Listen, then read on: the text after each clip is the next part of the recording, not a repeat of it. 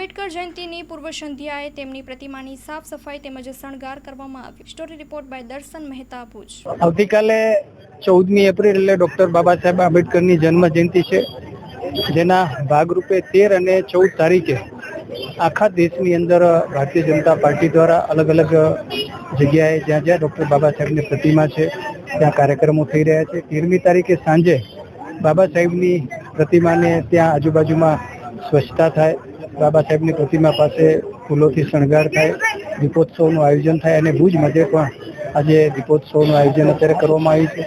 આવતીકાલે જ્યારે ડૉક્ટર બાબા સાહેબ આંબેડકરની જન્મ જયંતિ છે, જેના ભાગરૂપે પણ અલગ અલગ કાર્યક્રમો થશે। સવારના ભાગે બાબા સાહેબની પ્રતિમાને પુષ્પાંજલિ ફુલહાર કરવામાં આવશે અને ત્યારબાદ એક નાના કાર્યક્રમનું પણ આયોજન કરવામાં આવ્યું છે। સૌ ભારતીય જનતા પાર્ટીના અમારા આગેવાનો અને કાર્યકર્તાઓ ઉપસ્થિત રહેશે।